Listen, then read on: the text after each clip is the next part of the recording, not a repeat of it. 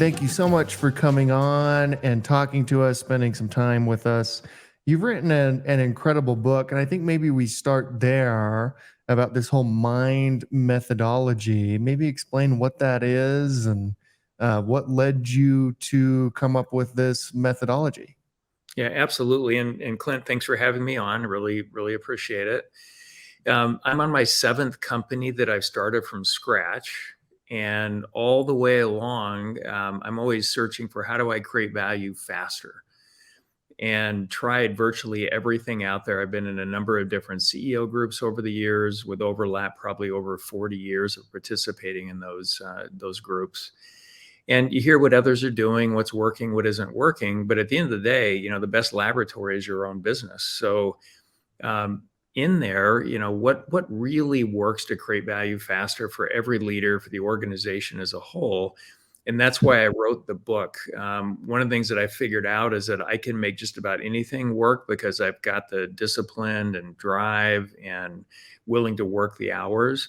A lot of CEOs, maybe not so much, unfortunately. There are a few, but a lot of them, don't want to quite work as hard. So I wanted to come up with something that would work for 80% plus of all teams anywhere, regardless of the type of organization, not just work when a superstar is in the room. So I developed this operating methodology that I call the MIND methodology, and that stands for the most important number and drivers. And the most important number for an organization would be the one number that says above all others, you're winning or losing the game, and it will drive the majority of the right behaviors. And every single team, as you cascade down through the organization, will actually have a most important number that does the same two things. And those numbers will rarely be the same as any other team within the organization. And the drivers are essentially categories of work that each team should be really good at leveraging in order to improve their most important number. So rather than traditional goal setting, where everybody sets a goal every quarter, get it approved by your manager, that doesn't feel very good, and it really doesn't stand the test of time in my experience. But having one number that says above all others, you're winning or losing, and it drives the majority of the right behaviors. Where are you at? Where are you going? Are you on track? Are you at risk? Are you falling behind? All the way along the way. And then the drivers, what's the best work that I'm doing with my team to make sure we stay on track? So that's a really high level description of the MIND methodology. What is usually the most important number? Well, it depends on the type of organization. If you're looking in the for-profit world, it's going to be whatever you call profit. It could be EBITDA, it could be net profit, NOP, et cetera.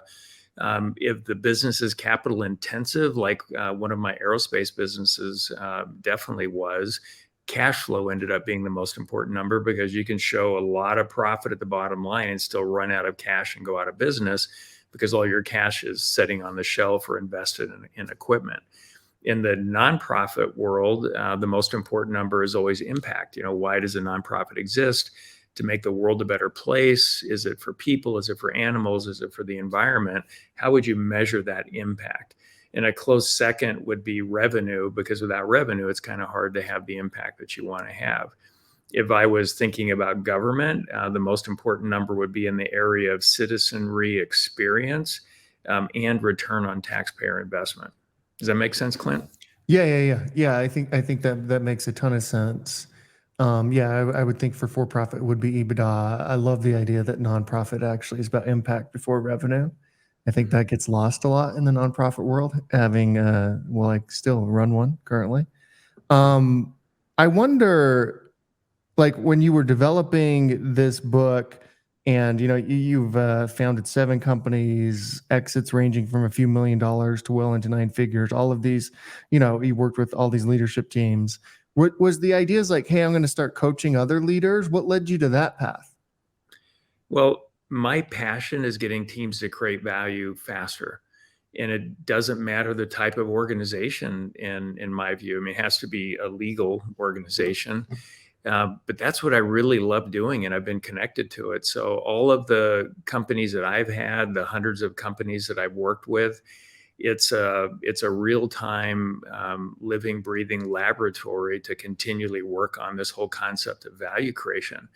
And value creation isn't just money, it's the value that you create for all the stakeholders, every team member that works in the organization, all of your customers, the shareholders, et cetera.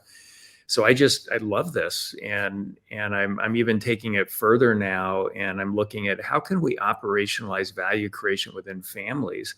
And I published another book, came out a couple months ago, and it's called Value Creation Kid. And the subtitle is The Healthy Struggles Your Children Need to Succeed. And what my co-author and I outline in the book is something we call the gravy stack method. And there's only 4 components. Value creation, how do you talk about that? Is it material value? Is it emotional energy value? Is it spiritual value? What's the combination? And in this, it's all about helping kids find their value creation superpower. Second would be house rules. What are the expectations? What are the expenses? How do you earn extra money? Third would be financial competency, not just literacy, but actually be able to apply it. And fourth, healthy struggle. And, it's interesting as I think about healthy struggles that our children need to succeed. It seems like parents, for example, have tried to eliminate all possible struggle. Let's say, I want my kids to have it easier than I had it. And with the best of intentions, we're really making it harder on the kids when they launch into adulthood. And I see a lot of team members within organizations, and unfortunately, a lot of leaders, when things don't roll out and work perfectly, they actually act like victims instead of embrace the healthy struggle they need to go through to develop the capability to navigate those times better so they can use it to create even more value. So why did I write the book? Hey, the book titled Your Most Important Number. Let's help organizations of any type, any size create value faster, think about value creation differently. And I'm going to keep doing this until I can't do it. And I hope I've got another 30 or 40 years in front of me to do this work. It's interesting, this whole idea around healthy struggles, and we don't really think about that. It seems like in today's society, I think you landed on something that's pretty interesting, particularly the victimhood mentality. And you kind of have to be, if something bad happens to you or something doesn't work out the way you wanted it to, that's not your fault. That's somebody else's fault, or you're the victim of something. Where in reality, nothing ever works out the way you want it to. Not my experience, right? Like, I don't know, like the cotton candy land that people live in, where everything just works out. How do you approach and coach people who start with that victim mindset, and how do you change that? Well, typically when I go in and work with a CEO, I'll work with their senior team at the same time. And I've got a number of internal folks that do the same work, and we have certified consultants that do the same work. And it's a value creation journey. And I'll explain, for example, to some of these senior leaders, here's this concept for the kids in this Value Creation Kid book and the healthy struggles your children need to succeed. And they, oh, that's perfect. That's exactly what they need. I love it. And then I watch them go through a struggle, and they act like victims. And you're right, it's not their fault. They basically put themselves into a special victims unit, whatever you want, whatever they want to call that. And so over time, I want to take them out of it. And always within a year, it completely flips on its head. So a typical scenario is, hey, we're doing okay, or we're on life support, or we're doing pretty well, but here's all this stuff that's just not going well in the company. And they talk about it like it's like this terrible thing, and they're victims, and it's not their fault that it's going on. And I look at it and I say, isn't this exciting? You're doing okay now. And we've got this list of things that aren't going well that we've identified, that once we actually address them and get them in place properly, things are going to go significantly better. So let's make a list of all of this stuff, and let's assign a return on investment, or ROI, to each one of them. And how many resources, how much time, et cetera, to accomplish it. But I love having this list of things to do to allow us to get even better results in the future. You should be excited about that, not act like you're a victim. And so that's kind of where I'll start. And you have to be careful with the language and how you talk about all this stuff. Everybody's developing, and when you're working with a senior team, they're all at different levels of emotional maturity, business maturity, experience, wisdom, etc. So you're trying to guide all of them in this direction towards improving their most important number or North Star, and get them excited about what I call this dreaming list of things that they've been complaining about. And what I mean by that is the best definition of leadership I've ever heard is eating and dreaming at the same time. Eating is doing things to get really good results today with what we have to work with. Get excited about leveraging that, making better decisions around it. Don't complain that you don't have enough resources. You never will have all the resources that you want. So eating is getting results today, this quarter, this month. And then dreaming is doing things today to get an even better result in the future. So all these things you've been complaining about, put them on your dream list, assign an ROI, rack and stack them in the best order for the company, and start going after it. And one of the ways to think about these dreaming items is to ask the question, what do I wish I would have done a year ago to ensure better results today? And everybody has a good answer to that. They usually kind of sit back, roll their eyes, and go, "Oh my gosh, I would have done this, or this other thing, or maybe all of it." Well, think about a year from today and the results that you want. What do you need to do today to set yourself up to win a year from today, and then further out into the future? How do you think about and talk about mental health with leaders? That's an amazing question, and an interesting topic. And I don't want to simplify it. I believe, and we talk about this in the Value Creation Kid book, but I believe that struggle does not equal trauma. And it seems like more and more lower and lower and lower levels of struggle are being seen as trauma. And kids for sure, but even adults start to get to kind of a dark place, emotionally. And I just believe if you make your primary drive, purpose, possibly even identity, the value that you create in the world, whether it's material, emotional energy, or spiritual value, that it's a lot harder to be taken off your game and go to a dark place. You're going to be a lot more intrinsically motivated instead of extrinsically, so you won't have those issues. And I really believe that can solve for it, especially when you learn to embrace struggle as a good thing. Now, I believe that all struggle, whether it's healthy or unhealthy, can be leveraged to create more value in the world. Just think about Viktor Frankl and Man's Search for Meaning. Mhm. Who's gone through more struggle than that? I mean, what an amazing story, and how he turned it on its head to create more value in the world. But that's not the norm. There's going to be struggle everywhere. Learn to love the struggle, and we'll call it this sort of value creation cycle, where you identify a capability you want, let's say as a leader of an organization, and usually it's to develop leaders better, navigate tough times better, learn an aspect around maybe fundraising or an operating methodology, or whatever it is. Identify this capability you want, go through the struggle to develop that capability that'll build your confidence. Don't stop there. Use that to actually create value and prove it, and then keep on that value creation cycle as you go through this healthy struggle cycle. And I believe, and it works for me, it works for everybody that I've coached. It really helps with your emotional well-being when you're going through that. It doesn't matter what's going on in the world. It's like, I'm really making a difference here, with myself, the value that I'm creating, my organization, the people that I'm developing, et cetera. So that's kind of my answer to it. And again, I don't want to make it sound too simple, but this is a wildly powerful concept. And sometimes simple is the best approach. Why make it complicated? Yeah, I agree with that for sure.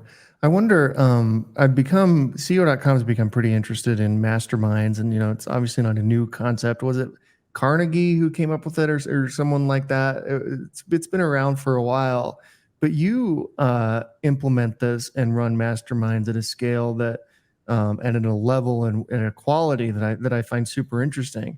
Um, Tell us about that. Tell us about creating masterminds using the most important number type concept inside of those things? Yeah, great question. I'm not really sure where it started. My guess is it's probably been around for thousands of years, right? Yeah. There's a lot of popular masterminds out there with lots of members, tens of thousands of members. There's, Vistage and YPO and EO and Renaissance and McKay. There's just a ton of them, and probably tens of thousands or hundreds of thousands of groups that are just ad hoc put together without any formal association. Now, the challenge with most of those groups is twofold in my view. One, they have a superficial problem, and two, they have a process problem.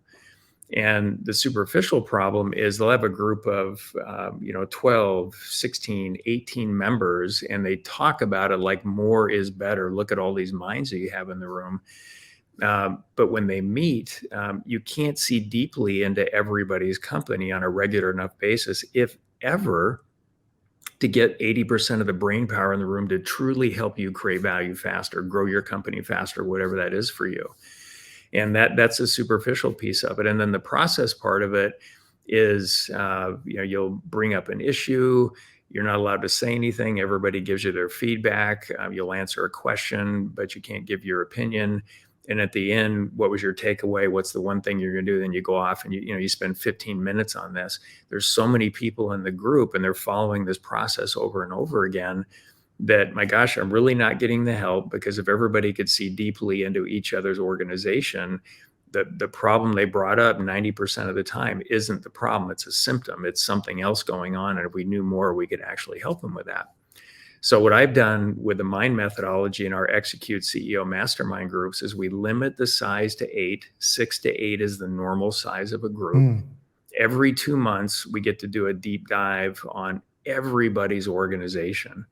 And we can see, because we use the mind methodology, what winning looks like aspirationally for each CEO at the end of the current year, at the end of the following year. We know what the most important number is for their organization, where they're at, where they're going, so we can track progress all the way along the way.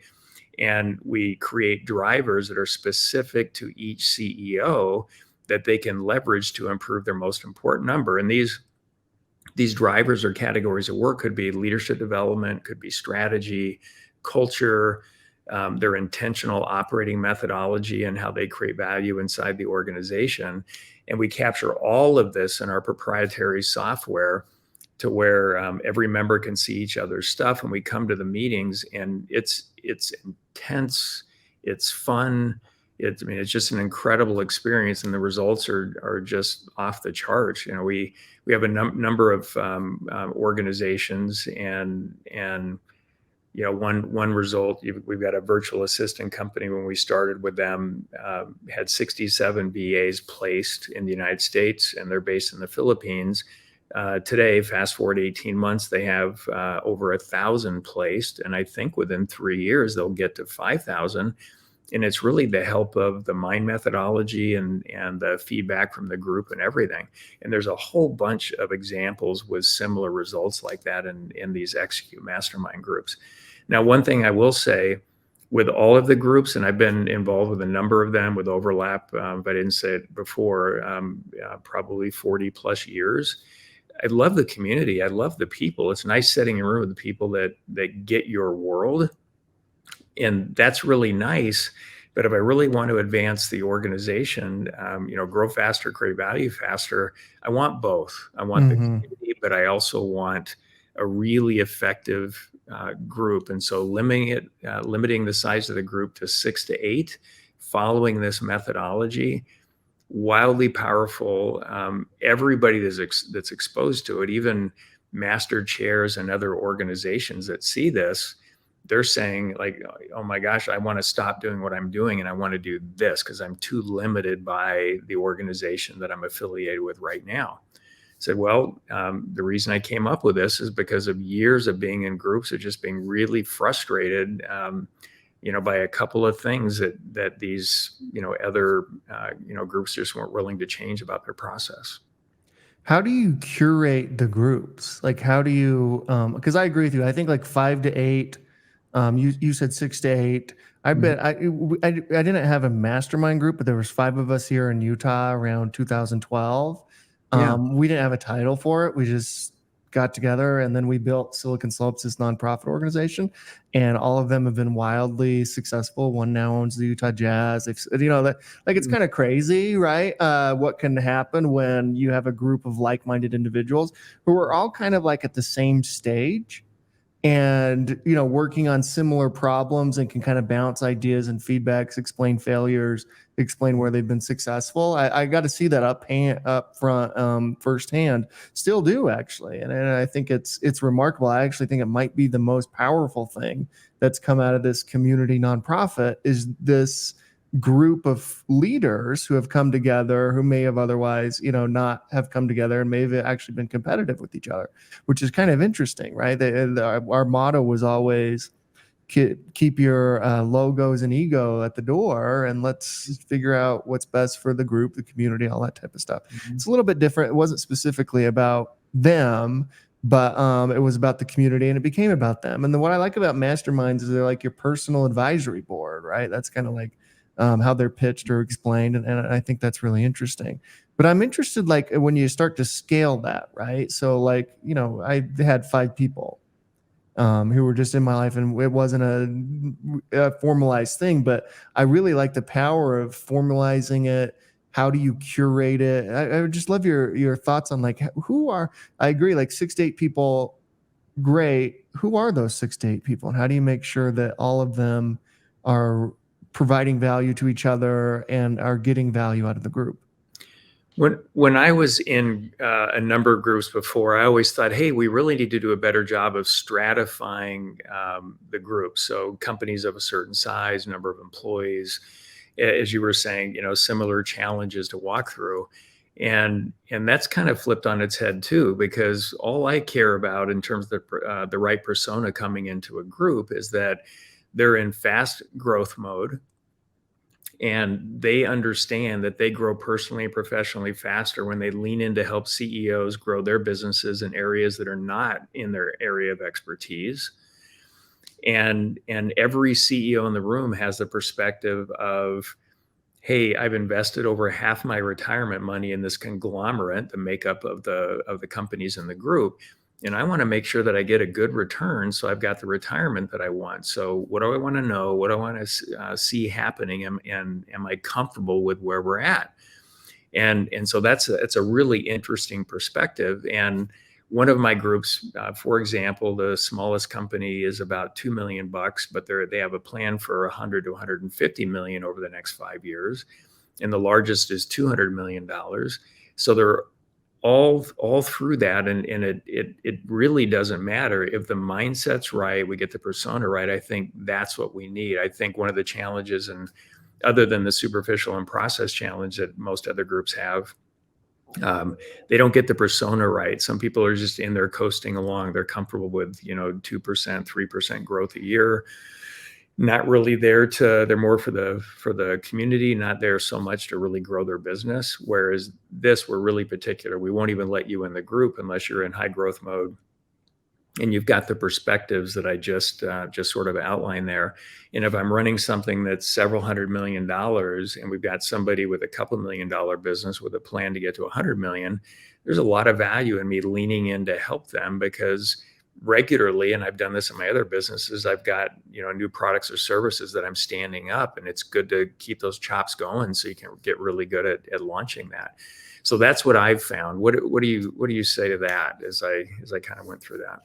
I think that's super interesting that it doesn't matter, or you've learned over the years that it doesn't matter, hey, that they're all working on like a software as a service company or an AI company. It's just about their growth. Do they want to grow, the growth of their company, their personal growth? I think that's really interesting. I've never really thought about it that way. And the fact that, you could learn from, if somebody has 400 car dealerships, and someone else is running a high growth tech company, there's probably ways you can learn. Is that kind of what you're saying there? Oh yeah, they can be completely different sizes, from a few million to hundreds of millions, or bigger. And I prefer completely different industries. It gets you thinking differently. Interesting. mean, think about a leader coming up through General Electric when Jack Welch was running it, and he would regularly move the stars around to all kinds of different businesses to really get the experience. So it changes your thinking when you're looking at a number of different types of businesses and you're responsible for their success. It really develops leaders personally and professionally. It takes them to the next level, and that's kind of what we're doing in here. And it's a conglomerate. You take one of my groups. There's a really large global helicopter operator. There's another aerospace company completely unrelated to the first one, company buying a bunch of painting companies around the country, one that represents families that are building high-end homes to make sure that everything works out like it should, because there's a lot of times, maybe most of the time, it really doesn't. It just goes on and on, like all these completely different businesses. And it's fun just, going from one and developing the capability, again, kind of a healthy struggle for a CEO, the capability to shift gears into a totally new business, thinking about strategy completely differently. And at first it can be a little bit exhausting, but after, I would say, 6 meetings at most, it's really energizing. I mean, it's what I do every day is I bounce from one client to another, and they're all over the planet in different businesses. And it's exciting to me to be able to do that. It's a great capability for leaders to have. And your role inside of this, and your company's role inside of this, you facilitate these. So they meet monthly. Sorry, I want to go kind of deep because I think people are interested in this, and I think they're more and more useful now than maybe ever before. Although I have no reason to say that. I wonder. So they have a facility? So you're meeting twice a month. I assume that's virtual. Well, we're actually meeting once a month. It's 6.5 hours. Okay. We have virtual groups and we have in-person groups. And I have to stay connected to the front line. So I run groups, and I also work with companies, directly to help them create value faster. But this is on the Execute Mastermind groups. It's 1 day a month, 6.5 hours, virtual or in person. And that you've got the curated group. So we've got all the personas right. And we've got the mind methodology and how we run it to keep every single leader at any point in time where they need to be to create the most value in their organization. There's literally no end to the work that we can do here. And then the third component is going to be the facilitator. So I facilitate. I've got a ton of experience. I won't even let a chair come in to do this unless they've got at least 3 years of chair experience running 2 or more groups successfully. And I want to talk to their members to see how they're doing. Where I think in a lot of other CEO mastermind organizations, they'll recruit chairs, they'll come in, they build their own groups, but they lose some of the quality. And it's not uncommon for half the chairs just to be really low quality. So we're making sure we get that right. So again, 3 components: the members have to be the right persona, the methodology, and the chair. All 3 very critical. So it's monthly meetings, 6.5 hours. And then is there like an annual thing that you do where they all get together? Is it just monthly check-in? How does that work? Yeah, we have events usually quarterly that they can participate in and Okay. interact with other members. Absolutely. I also wonder, as you know, you're building this thing, and how do you scale that? Like, as you're talking about, like, hey, there's all these masterminds, and you're intimately involved. It sounds like in so many of them. You mentioned you had proprietary software. Is that how you're scaling it? Well, I think the way to scale it is just to make sure we're controlling the quality with chairs, and they would be building their own groups. But I could see in the next, even though I've done this for a couple of decades now, working with CEOs, their teams, and different groups. This is something we've started in the last couple of years. But I could see the formal Execute CEO masterminds. I could see in 5 years where we've got a couple hundred chairs with 2 or 3 groups apiece, and all of their groups will use the software. And to your point, it makes it so easy to track all of it so that members can help each other better, but also scale this in a way that I don't see any other group doing. I mean, nobody's doing this way, and the technology makes it a lot more efficient to hold together. And so for chairs and for members, it's just a lot less work than they have to go through today to update profiles and data and everything else. In my experience. Yeah, yeah, yeah. What keeps you motivated? I mean, why are you doing this? I assume you don't need to do this. Well, if you mean I don't need to do it for money, I'm fine on money. Yeah. I need to do it for me. I mean, this is my mission. It's value creation within organizations, and now I'm dual tracking value creation within families. Let's operationalize both. I think this can solve for most of the wackiness that's going on in the world right now. Everybody should be more intrinsically motivated, embrace healthy struggle, and let's create value. If I don't have data that's probably very scientific to make this claim, but I look at the country, the United States, where I live, and I don't think we're getting 10 to 15% of our value creation potential, just because of the culture that we have right now, and people aren't focused on this. It's more, I'm a victim, give me this, I shouldn't have to do anything. Whereas everybody switched over to healthy struggle, building capabilities, confidence, creating value. Imagine if we were running at 60 or 80%. Oh my gosh. I mean, what's possible is just incredible. So I love the mission, and especially with the kids. If we can get the kids even before they get to kindergarten, and how they talk about value creation in the family. And I think the purpose of an education is to create value in the world, not get a good grade, get a diploma, get a degree, get a job. That's not very inspiring. The purpose of an education is to create value. And every kid has a value creation superpower. Is it material value? Is it emotional energy value? I'm sitting in my music studio right now, and I love playing and writing music, and I've done this my whole life.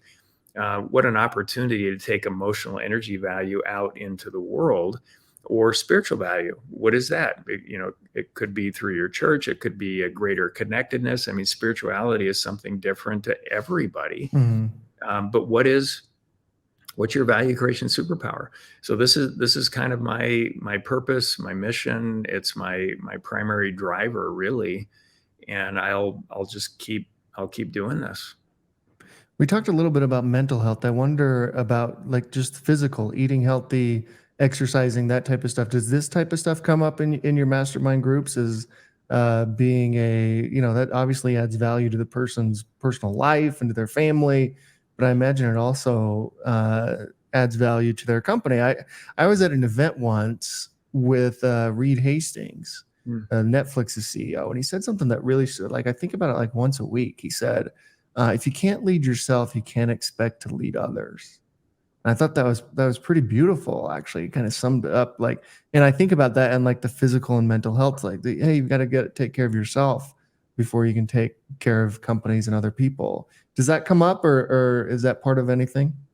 Well, it does come up. It's important. Without the foundational health, if that goes away, and I've had challenges throughout the years with different things, it's kind of hard to keep your business running. It's hard to keep your motivation there. I think positive emotional energy is the scarcest commodity on the planet, because when it's running on 9 or 10, your arm could fall off and you'd be like, whatever, I've got another arm. It's going to be great. But if it's running on 1, you get a flat tire and it ruins your week. And so without your foundational health, if you're in a lot of pain, if you're sick, cancer, there's so many things that can go sideways if you don't take care of yourself for long enough. You won't have that positive emotional energy. You won't be able to lead yourself very well. And maybe that's an indication you weren't to get to that point, but certainly not others. So yeah, I think foundationally it's wildly important that we get that right. And even more than that, if just to make the point again, if your purpose is creating value in the world and not something else, not identify because I'm a strong person, or I was a football player, or I led this successful company, what happens if that goes sideways? Does it crush you emotionally? I think if you made your identity that, it collapses. But if you get some unforeseen illness, and your identity is creating value in the world, as long as your mind is working, you can still keep doing that. And that's what I'm finding. That's how I'm coaching others, and creating more of these conditions within organizations, so more and more of their leaders and their team members start to adopt it, and it makes a difference. I remember with the largest company that I've had, I sold it in January of 2016. We had just over 500 employees. And over the years, I mean, that was one of my 23 overnight success stories. And over the years, I had dozens of spouses tell me unsolicited, my husband or wife is a better person to live with after less than a year of working at your company. What are you guys doing down there? And all we did was have a very intentional culture. We agreed on how we were going to create value as a company. We agreed on how we were going to interact with each other to create that value. We held each other accountable. We embraced healthy struggle. Every team member, for the most part, acted like the CEO of their own role, which I think you've won once you've done that. And that's where the self-esteem comes from. When you're accomplishing challenging things, you did it, you're in the middle of it, you feel great about yourself. That permeates out into your family, it permeates out into the communities that you engage with.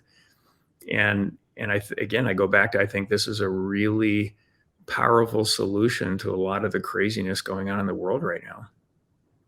You mentioned culture, and I wonder that word means so many different things to so many different people in so Yeah. many different companies and leaders. What does it mean to you? Yeah, my experience, whether this is a popular answer or not, is that 95+% of folks get culture completely wrong, probably closer to 98%.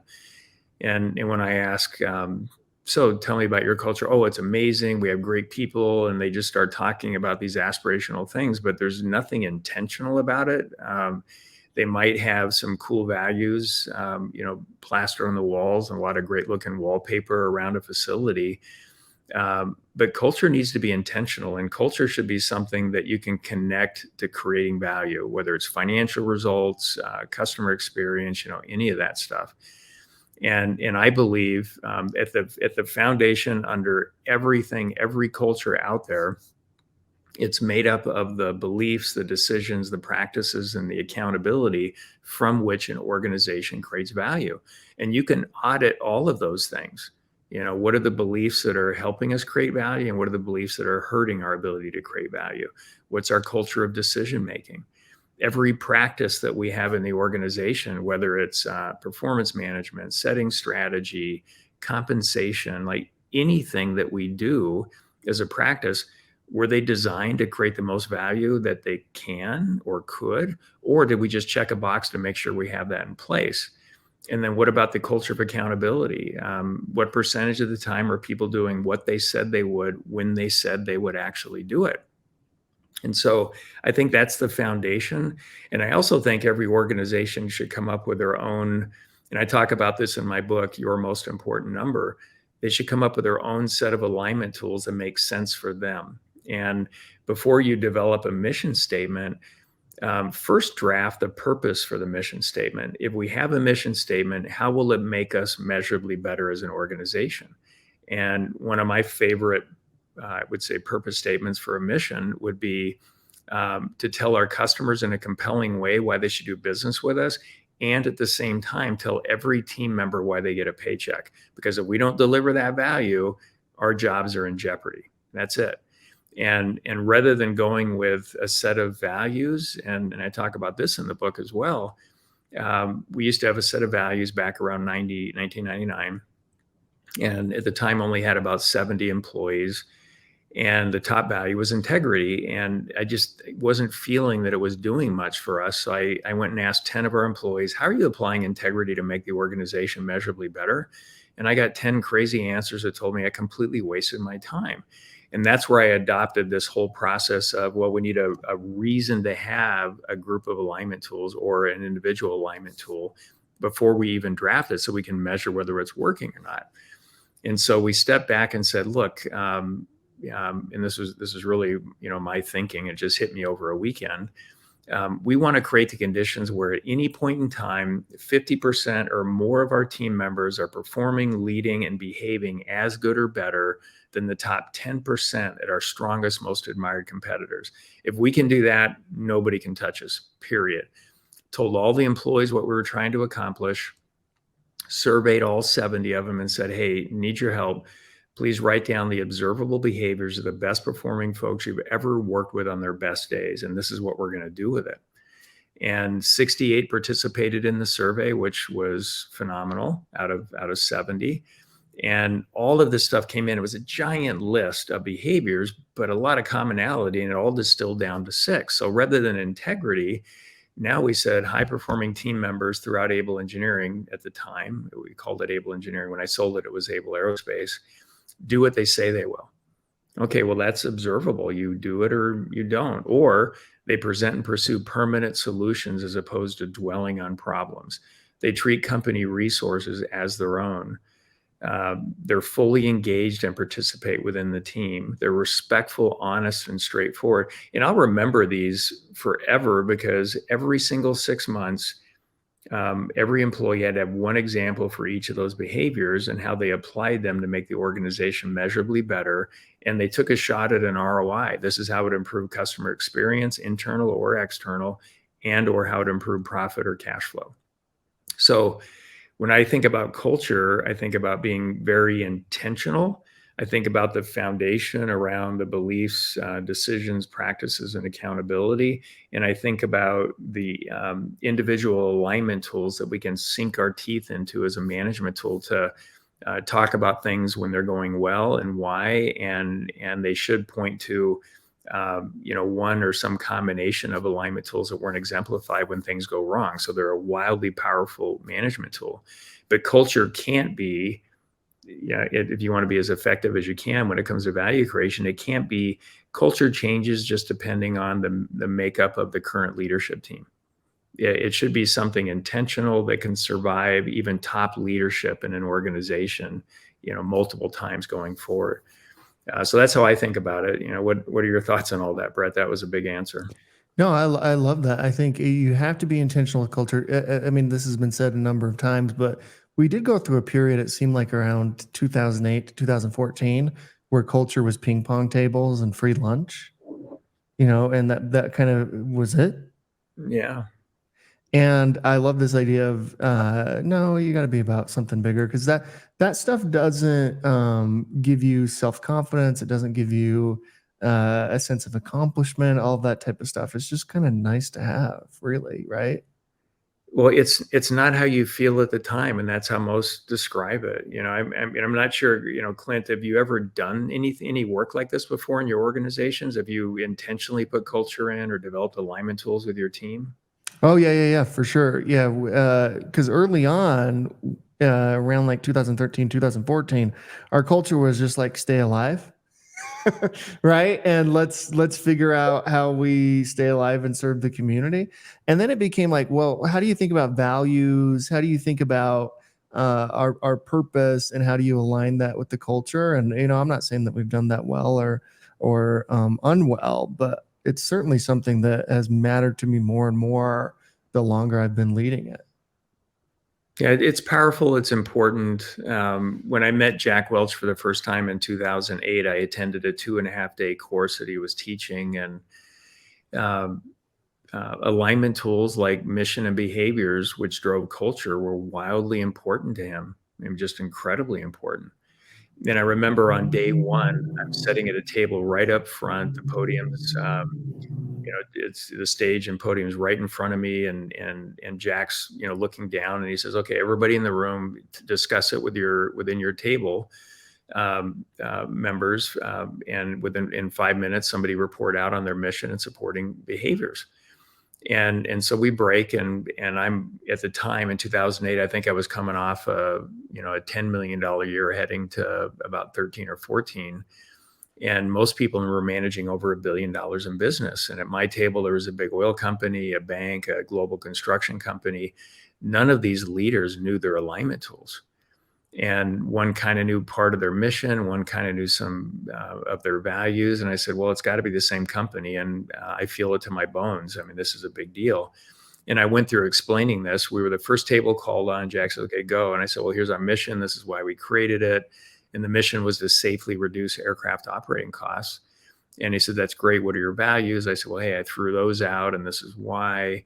And we came up with these behaviors. And there was this really long, uncomfortable silence. And I thought, well, gosh, maybe I don't even belong in this room.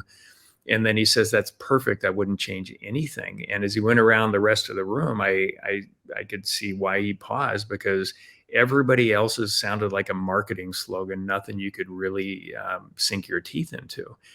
And I remember on day one, I sat down for lunch and, there was a drawing to be able to sit at the Jack Welch table. I didn't get selected. And as I took my first bite, he sits right next to me at my table, blew off his table and said, hey, I've done this thousands of times. Nobody's ever gotten it right till you. How the hell did you do it? And he and I started a friendship. He actually, very shortly after that, became a 10% owner in my company, ETW, or Execute to Win. And when he asked that question, how'd you do it? I just said, well, I believe, and obviously we're working in completely different scale. But I believe if you're trying to solve for the same problem and creating value without applying, any weird politics, but you do apply math, common sense, logic, and facts, we're going to go down the same road, past the same road signs, wisdom, insight, all of it. So that's why I'm here. I'm really aligned with where you're going and how you think about things when you were running General Electric and just business principles in general. And we became great friends. It was probably a couple of years later, I went down, probably spent 9.5 hours one day at his home. And we went through my whole operating methodology. And that's when he told me, hey, what you have here is the best operating system I've ever seen. And had I had it at General Electric, the results would have been exponentially better. And it all started with that culture conversation. How do we really connect culture to financial results? And you saw how Jack drove it. And then as soon as his successor came in, it just sort of leveled off and pretty much completely changed the culture throughout virtually everything that was Jack Welch and what he drove about execution and being number one or number two or fix, close it, or sell it. And just destroyed value. I mean, there's, so many GE employees that had a giant part of their nest egg in there, and it, some of them went from tens of millions down to tens of thousands of dollars. It was really unfortunate. So culture matters. It really, really matters. But I still stand by what I said. I think most don't get it as right as it could. I don't want to say wrong, but that's kind of powerful. They could just create a lot more value if they were very intentional about their culture. What an incredible relationship with an icon, an American icon, who really, I mean, I think everybody who was thinking about getting into business growing up is like, Jack Welch is pretty great. And, there was always something about him. And the fact that you had a relationship with him, knew him, met him, and were friendly, that's incredible. That's something to be cherished. I can tell by a cursory glance of your studio that you're a serious musician.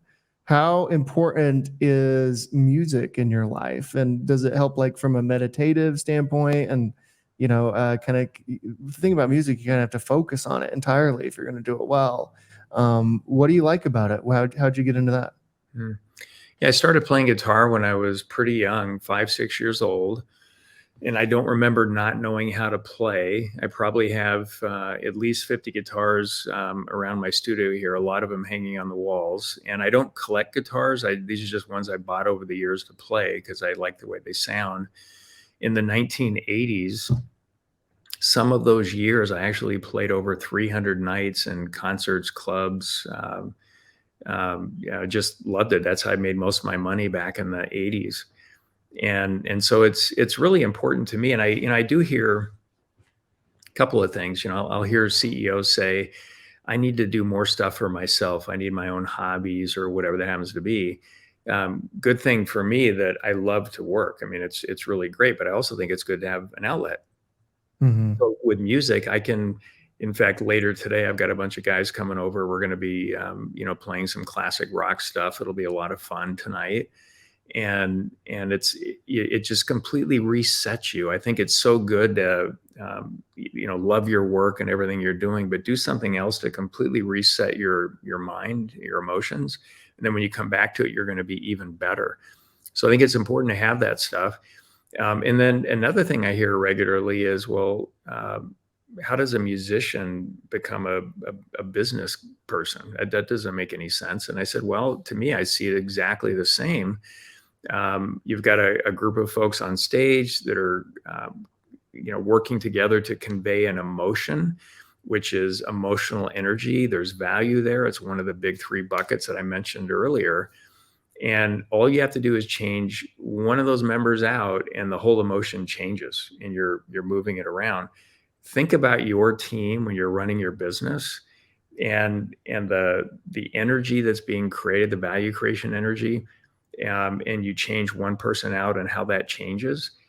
Is it really valuable, productive, continually improving value creation energy, or is it kind of stuck in the mud because of one or two folks that just aren't culturally quite right for where you want to be as an organization? So I see it as exactly the same. With the band, I'm creating emotional energy value, and the team matters. With my different companies and the companies I work with, we're creating material value, and a lot of emotional and spiritual and development value and stuff within the organization. But mostly measuring the material. We want to continually increase the value of the organization, and the team matters there too. It just does. Yeah. I think about, the largest company that I sold. Over the years, I changed out my leadership team probably 5 times, because we outgrew them. And each time you got it really right, or sometimes you got it wrong. And I can remember hanging on to somebody that was not a cultural fit for, a couple of years. And then when I, cut that person loose, everything got better overnight. And then I learned over time that I literally know within a month, usually within a week, if somebody is going to be the right fit on a senior team. And I move fast, and I got to where it went from 2 years to less than 2 months. If I got it wrong, I'd hire slow as I could, but I would fire really fast. Always preserve their dignity, help them find another job somewhere else. We just both missed it, but I'm not going to leave those people in place. And cause suffering or limited value creation for the rest of the team members that are really getting it right throughout the entire company. Lee, I can't thank you enough for coming on, and we should have you on again because I think your experience and everything you worked on is just incredible. I highly recommend people read your most important number book. If you have a family, I haven't read the family book, but I will. I end every interview the same way with the same question. At CEO.com, we believe the chances you give others are just as important as the chances you take on yourself. And I wonder if in your life and in your career, who gave you a chance that you think of, in that context? Yeah, that one is kind of tough. I came from a very low income family. I was kicked out of the house at the beginning of my senior year. Because I started that value creation cycle, that struggle cycle, when I was 6. A neighbor asked me to pull their weeds for 25 cents an hour. Wasn't a friend, wasn't a family member.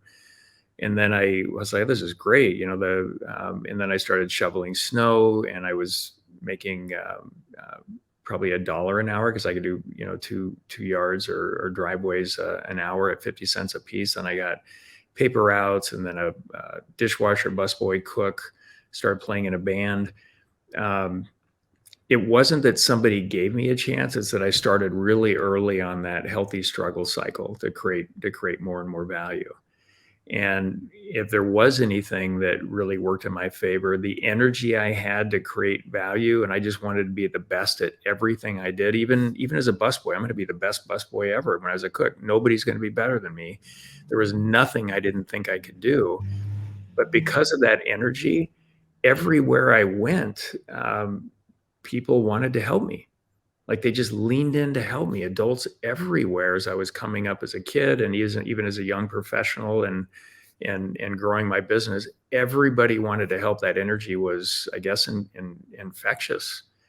And that goes back to positive emotional energy being the scarcest commodity on the planet. If you have that, good things will accrete around you. As long as you make all your interactions win-win, it'll just happen. So there wasn't one person that gave me an opportunity. It was the whole process of embracing healthy struggle to get a capability, to build confidence, to create value, and just keep taking bigger steps as I go through that. And I think as I think about the future, I've done well financially to this point. I think I'm not even close to what I'll generate from a material value standpoint in the future. I think it's my best days there in the future, but I'm loving all of this and what's going on right now. And anyone that wants to learn about what we're doing, go to my website, which is etw.com. You can learn about the Execute Masterminds. You can order a copy of the book. And if you want help doing this inside your organization, you'll see how we can assist with that as well. It's incredible. Lee, thank you so much for coming on. It's been an honor, my friend. Thank you so much. Clint, thank you so much for having me.